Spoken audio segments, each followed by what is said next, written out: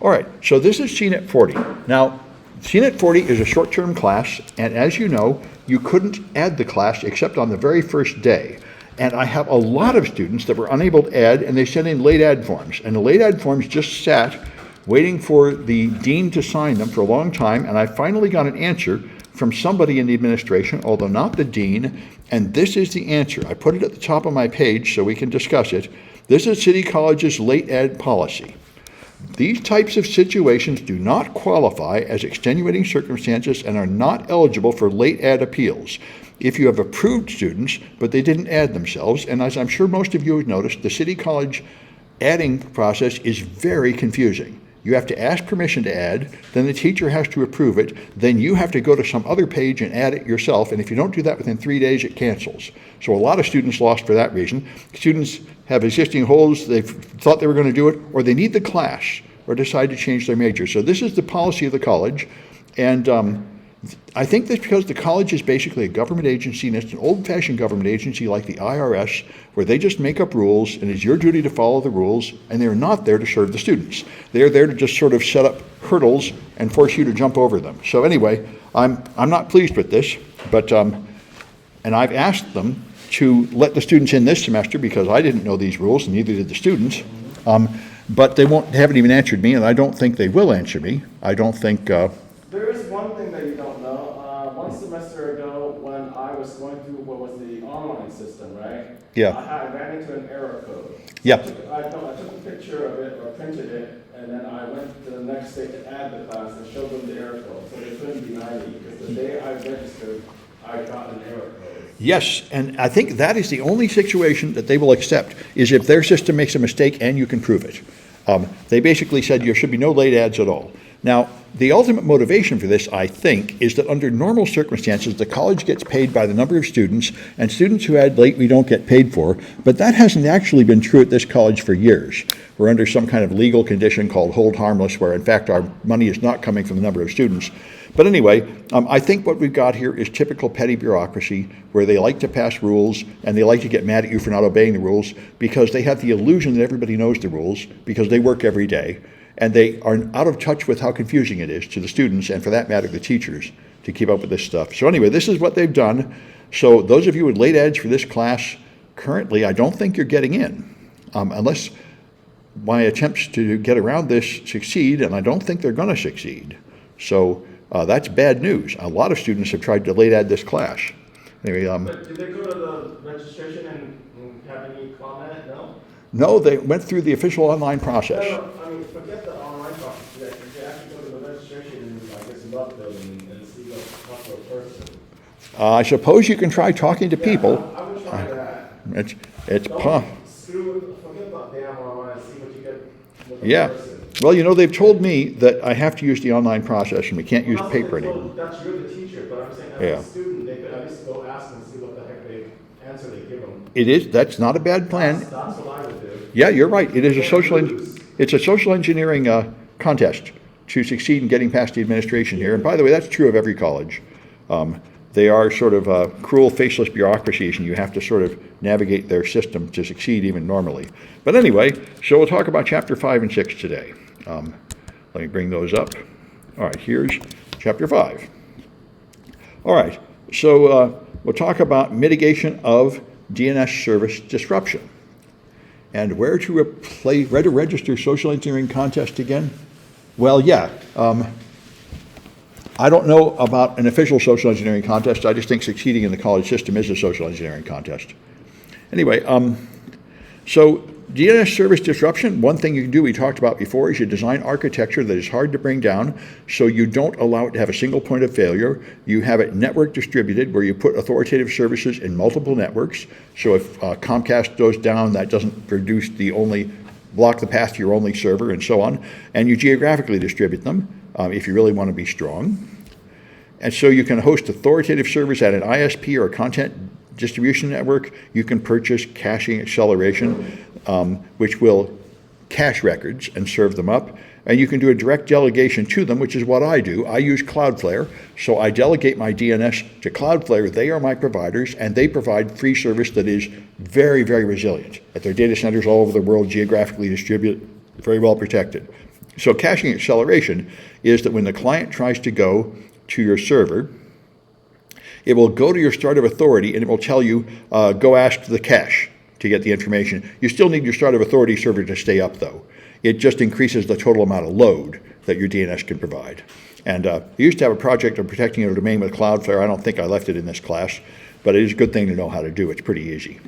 Anyway, Anycast is the main defense for large networks. You have geographically separated servers in different parts of the world, and they use the same IP address so that the Border Gateway Protocol will automatically route everybody to the nearest one. And if one goes down, it'll just route to the ones that are still up.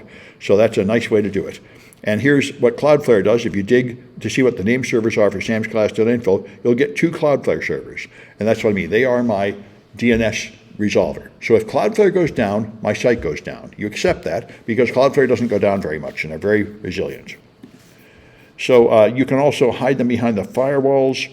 And if you do that, then they act as a start of authority only for the users of the private network.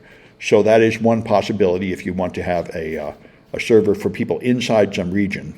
All right. And this is another system set up here where you outsource it to a cloud service. There are a few cloud services to host DNS. Cloudflare is one, Ultra DNS is others, and they all use various tricks to make sure they'll stay up. And here's Ultra DNS has this thing called DNS Shield where they have private node deployments and then public nodes and they're synchronizing them. And I'm not sure why they have the private and public, but anyway, they have a large group of nodes all with the same information. So unless they all go down, your DNS is still up. And that's why you pay them for that DNS hosting. So whatever software you use, you have to keep it updated. Bind has been the standard forever. In the early days, up to maybe 10 years ago, Bind kept having really, really serious vulnerabilities. Now it seems a lot more secure. There's another one intended to be more secure than Bind, but it seems to have been abandoned. But there are many other DNS servers out there. Bind is probably the most common still, though. And then there's DNSSEC. Now, from the name, you would think DNSSEC is a great thing and everyone should have it for security. In fact, it seems to be almost completely pointless. The only thing it does is stop the Kaminsky attack. The point of this is to ensure the authenticity of data origin and the integrity of data received from an authoritative DNS server. So when your DNS server asks another server for information, it can verify cryptographically that that information is accurate. Now, in fact, in 2008, when the Kaminsky attack came out, there was a temporary workaround which was to randomize the source port and therefore use the source port in addition to the transaction ID to identify the correct server. And in practice, that seemed to really solve the problem. So the motivation to bother putting in DNSSEC became pretty low and it's rolled out very, very slowly. But now more and more records are gradually being signed. People are doing it. The main reason why I'm denigrating it is that it doesn't protect the end user at all. It only protects the quality of the data on the server. And that is not usually what you worry about. But anyway, you can verify the resource record signature with the public key. That's published in a zone file, a DNS key. And just like HTTPS certificates, it's signed by a server above it, and that's signed by a server above it, and it goes up to the root zone. So if all the higher level zones are signed, you can verify the chain of trust up to the root of DNS. And the root of DNS, like the root of HTTPS, just has to be trusted. Here's the chain of trust. You'll have IETF.org signed by .org, and then you'll have .org signed by the root, and then you'll have the root, and the root is self-signed. And so the root is the ultimate repository of trust, and the way they actually maintain security there is they have a ceremony, like a religious ceremony, every year where people get together who have been entrusted with a piece of the root key, and they get together and verify that the root key is still intact. And Dan Kaminsky was one of those guys. He's died, I don't know who took over, but and so since they don't, now the HTTPS certificate chain is held to, is trust, your ultimate root of trust is a series of certificate authorities that are just basically insurance companies. They're big, rich companies, and you trust them basically because they're rich and their only business is to be trusted. But in DNS, it's designed by sort of more anti-capitalist people who didn't want to trust people who were rich. So they just made this sort of community thing where they took famous members of the community that were trusted and assigned them the role of being the bearer of the root of trust of DNS. And then they have a ceremony where they get together with like USB sticks or something and put together their pieces of the key and verify that the key has not been changed. And you can argue which one of these is the better system. But anyway, that's how it works. So here's the details of the chain of trust. You have example.net here. It has an A record. That's the address you want. That's signed by resource record signature. And there's a key, a DNS key, and then you go up until you look at the key from the domain above it, which is example.net, and verify that it's signed correctly. And then you get information here, tells you what's above it, and sign. And then you go up here and find the key and make sure that is signed correctly, and do that over and over until you get to the root, and the root is self-signed. And you just trust the root. So as long as nobody has hacked the root, this proves cryptographically that this data is intact and verified by all the levels above it. So the root was signed in 2010, and all right, and so I can do this. I don't think I'll bother, but you've seen it there, how it works. Here's how it looks. The root RSig, you got RSig. It's these long blobs of base64 stuff that are pretty meaningless looking. All right. And so here's the root DNS key records. Again, just a blob of base64. And then top-level-domain.org has got a lot of these cryptographic records in it. This is a RRSig and so on. It's nothing's going to make sense of this stuff except if you turn on DNS Sec in your resolver, then it will verify all this stuff. And as you can see, it's a lot more traffic for DNS, it's a lot more data to store on the servers, and it's a lot more computing power being spent at all the servers to verify this stuff. That's why it's not very popular, but it is gradually becoming more and more common, and probably within the next decade or so, this will actually be enforced and be the standard. So here's some history of the rollout. There were 332 top-level domains in 2013, 1,500 in 2016, in 2018, 1,535. So it's gradually, slowly rolling out as people basically replace old servers with newer servers that have this ability. And there's a lot of arguments arguing about over the last couple of decades why the rollout is so slow. And the answer is really that there isn't actually much of an attack this would prevent that matters. And it doesn't solve the main issue of home users, which is how to protect their privacy, because normally DNS is done with an unencrypted query on your local network, which broadcasts everything you're doing to a bunch of people, and that's annoying. And there is a cure for that, although the most popular cure is DOE, DNS over HTTPS, which does encrypt it with HTTPS. It's just kind of illogical. Anyway, so here's more information about how many domains have the DNS key and so on at different locations. It's slowly rolling out across the internet. Other people are complaining it's not worth doing, but it is gradually growing out. It's moving out there. So there's various people that will help you do it. And you can put a browser extension on, I think, Firefox, and it will tell you if the site you're going to has a DNSSEC signature, but so far, no browser enforces DNSSEC. And it's not really doing a lot of good until your browser enforces it. All it's doing is verifying the data on the server. To verify the data on the client, you would have to have really like 99.9% of all the websites using it. Otherwise, your browser that verifies it would keep blocking you from going to legitimate sites. So that'll be a long time before it's actually enforced at the endpoints. There's another alternative, which is DANE, DNS-based authentication of named entities. This is an attempt to replace HTTPS with DNS. You know, they're both similar systems of cryptographic signatures. Like I say, one of them ends with a bunch of certificate authority corporations that are rich. The other ends with the root of DNS. You could use either one, and so you could use DANE to verify websites as an alternative to HTTPS. All right, so DNSSEC is still changing. It only secures the records of the resolver, not from the resolver to the client. And this is another reason why you might want to stop people from using public DNS servers so that all your resolver traffic is local. Make them go to your local DNS server. Then you're not at least having people from your company sending queries out to the public internet. And by the way, there's a huge problem of all this with authenticated denial of existence. There is no fred.ccsf.edu. However, how to put a DNSSEC record up that proves that the server does not exist has been very difficult. First they tried a NEXT record, then they tried an NSEC record, then they tried an NSEC3 record. All these turned out to be very difficult. It turns out to be very hard to prove that a server does not exist. And then there's a transaction signature, which maintains the integrity of messages. You have to generate a secret key and securely transmit it to the other server.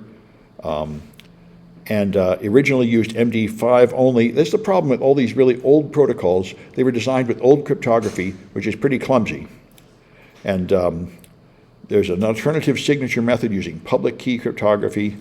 And his transaction keys can use Diffie-Hellman or the Kerberos kind of exchange, which makes them vulnerable to man-in-the-middle attacks. That's why, the cryptography is kind of old and it has some flaws. All right, most of the root servers use bind, although some of them use something called NSD. You do want to have diversity in the root servers in the software, so if one of the software has a problem, the other software can take over. And you can have the master-slave setup where you have a master copy of the zone and these slaves copy it. All right, and you can configure that in bind. You can make your server a master or a slave. Anyway, for old DNS protocol, the original one, you are limited to 512 bytes for response, which I mentioned before. In modern protocols, we use extended DNS to make that bigger because that's not really enough to carry all those big cryptographic signatures. So ccsif.edu in 2015 had 4 name server records. And so you can have automatic failover. This is a common technique for all kinds of security. You have 2 servers, and it appears to be a single server to external nodes, but it's going through a load balancer, and there are various ways to do it. This either has a heartbeat to see which one is up and switches to the other when one goes down, or it uses them both all the time, typically sending one query here, the next query here, one query here, the next query there. Both of those are fine, a way to provide high quality, high availability. All right, so to protect your service, you can, of course, run it on hardened systems, which means you remove unnecessary software and put in patches and such, remove demonstration. Anything you don't need, you remove it. You open the ports only that you need, have a firewall blocking other things.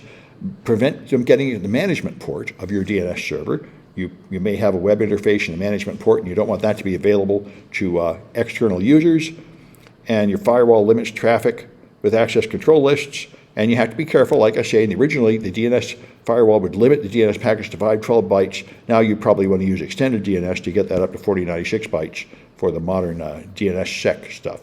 And you can have scrubbers. This is a general defense against DNS, against DDoS attacks. If you're getting flooded with some kind of junk traffic, you configure a special server just to remove that traffic. And often you configure them in the cloud, and that's what people typically do to stop big DDoS attacks. And that's what ISPs can often do for you. So normal networking, you have normal traffic coming in through a router to your customer site, and then you have all this attack traffic all over the place, and it's getting mixed in with it at your customer site, and that's a problem because this flood of attack traffic uses up your resources and denies service to the normal traffic. So what you do when you're under attack is you redirect your DNS to point to scrubber sites. So when they try to get to your website, instead of going directly to it, they go to the scrubber, and the scrubber does a quick look at it to decide if it's attack traffic or good traffic, and only passes it onto your server if it's good traffic. And this is what Cloudflare will do for you for free automatically. Cloudflare always intercepts all the HTTP requests and examines them and only passes the good ones onto your server. All right. And then there's service monitoring and restoration. You should be monitoring your servers, whatever you have. If you are a server administrator, and your customers complain that a server is down and your boss complains that server is down and you don't know, that is really bad. You want to have monitors that alert you when your server goes down. It's much better when you call your boss and say, the server is down and I know about it and I'm already on it. That's what you want. You don't want somebody else telling you it's down. So you send periodic probes. There are a bunch of services that do this. You probe your servers. I'm running one. If you go to my website and go to the bottom, I'm running one of these cloud services, and servers is not showing up here, which is funny. Maybe City College is blocking it or something. But anyway, when you get outside City College, you'll see a list of servers down here showing you which of my servers are up. I have about 8 servers. And so anyway, there are various services that can do that for you, and it's a good idea. You can monitor your DNS server. And of course, you got to have backups. Just like everything else, your whole server might go down. It might have a catastrophic disk crash. The whole building it's in might burn down. You might need an offsite backup. So you can at least back up your DNS configuration files and so on. And of course, you have to test your backups. I worked at a company one time, and we were all under a lot of pressure servicing our clients. And so the backups were considered a low priority task, so they passed it on to the idiot, the guy that was always smoking pot out by the dumpsters and was not reliable. And when we needed him, it turned out he hadn't actually been exchanging the tapes. And the same tape had been used over and over and over, wiping out the backups. So you got to test your backups periodically to make sure your stuff is in fact being backed up. It's very easy for them to fail, and nobody will notice until you need them. Anyway, and so if a DNS server is down, but some of the other servers are up, it'll slow down responses. And so it's better to remove the records for a failed server if it's down for a long time. So your client doesn't have to ask one server, and then wait for like a 30-second timeout before it tries the next server. That's an irritation to your customers, although they still do get service. So anyway, let's try a Kahoot here. Let me bring up the Kahoots.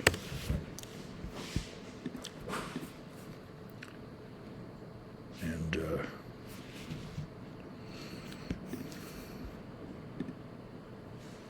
see if I've got them in my favorites. CNS.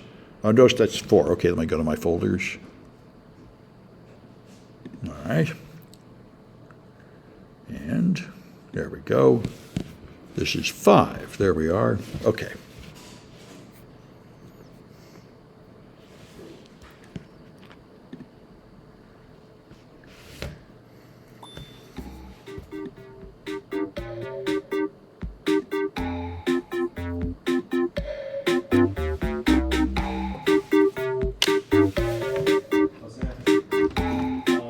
Oh, the thing is covering up the number again? Okay, thank you for telling me.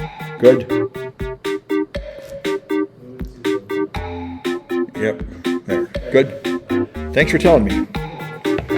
I need that kind of help because I don't have a good, efficient monitor system to show me what the end users are seeing. This is amateur home theater going on here. It's not professional theater, you know.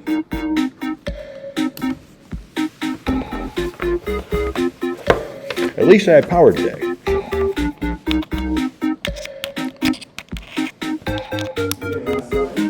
I did not have power, no. I left my adapter at the other college, so last night I was very limited. I only could go until my battery died. But now I have my other powered brick. So, all right.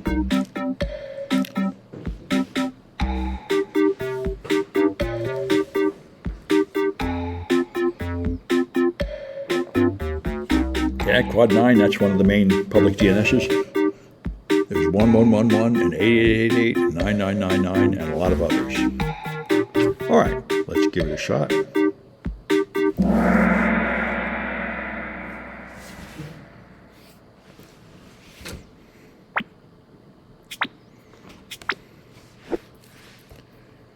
All right, so what architecture places authoritative servers in different autonomous systems?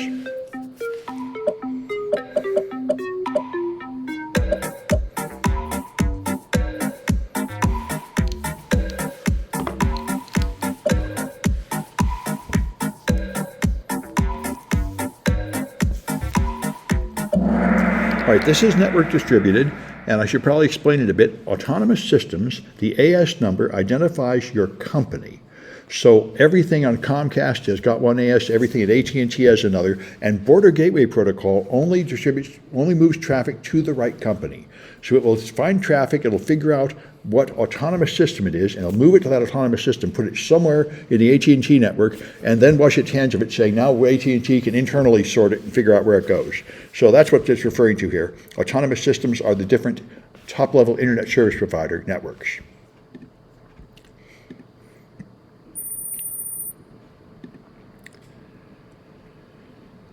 All right, what DNS delegation does conflict use?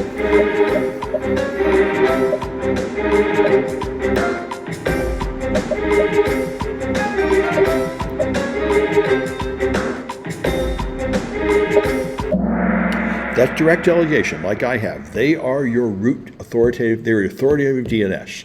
So they're the root of everything, and therefore if they go down, you're down. They're not copying another server you set up. You put your records directly at Cloudflare and that's it. That's what I use. You're trusting them to stay up.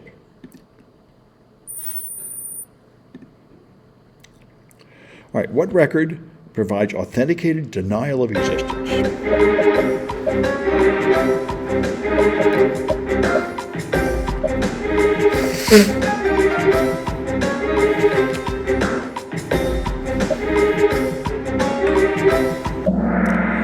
NSEC3 is the most modern way to do this, and it's described in the book. It's surprisingly complicated.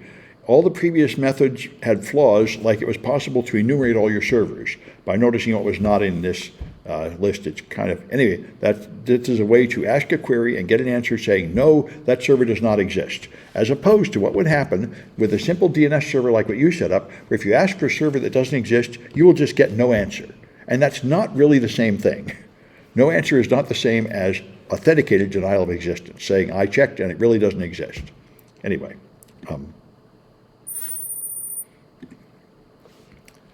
All right, and what system removes the need for certificate authorities?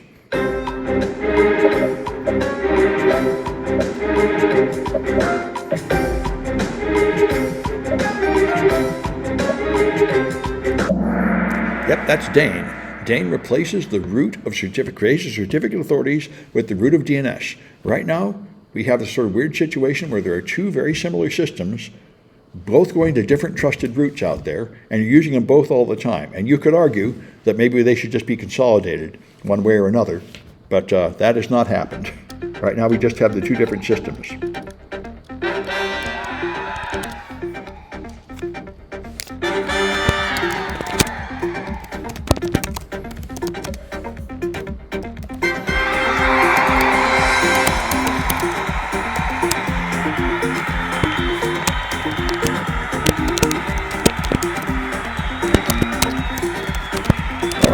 Good. I got the winners recorded.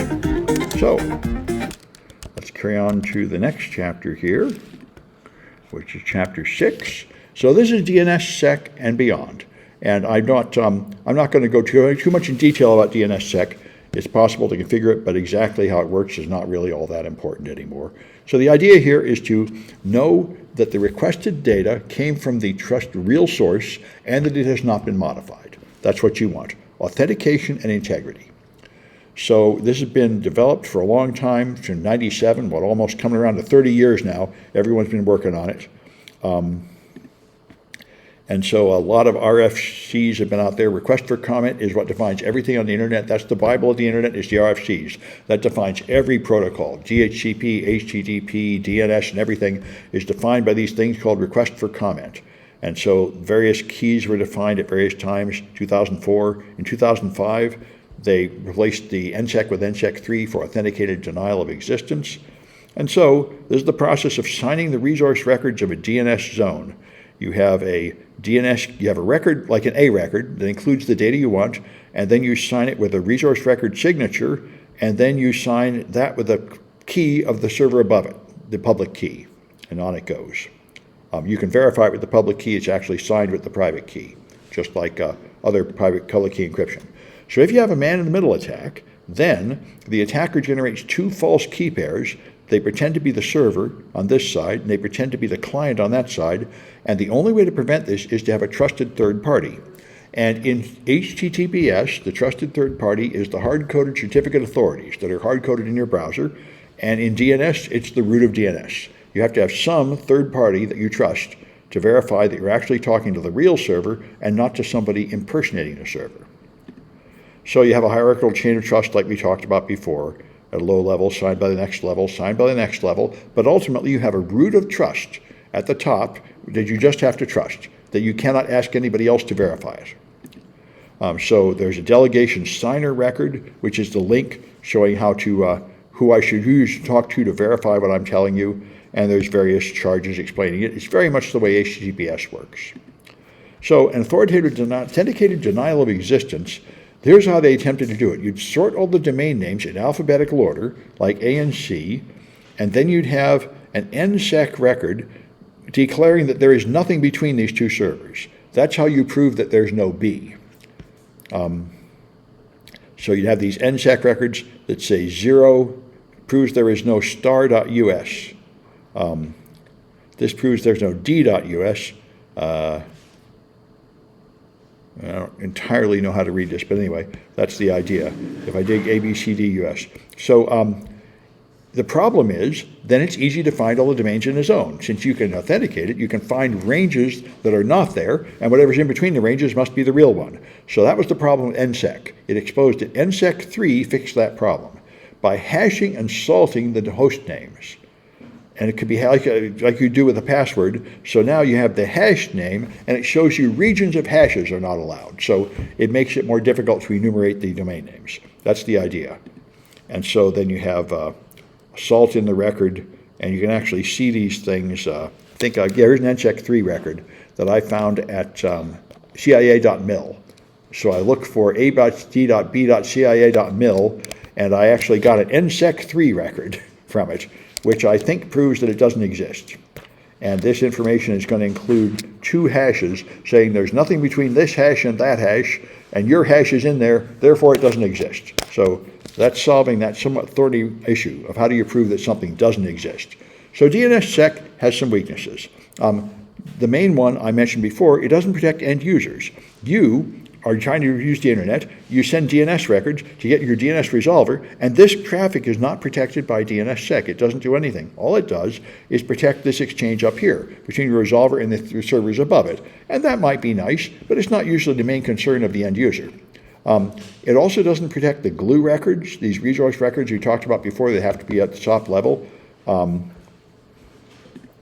And key changes don't propagate. This is a huge problem. And by the way, this is a huge problem for HTTPS too. If you've been listening to the Security Now podcast, which I highly recommend, they talk a lot about how do you deal with expired certificates and invalid certificates. And nobody has yet found a good way. There's a new technique proposed recently to use Bloom filters, which are very interesting and were discussed about 2 weeks ago on Security Now. But anyway, this is a huge problem. Right now, if you get an HTTPS certificate, it might be expired or it might be compromised on a list of bad certificates, and there's no good way to prove that it isn't. Your browser tries to use various protocols, but each of those protocols have serious problems, and DNS has a similar problem. If you somehow have a cryptographic key which is compromised, there is no way to push out that information to everybody's browser so their browser knows not to trust it anymore.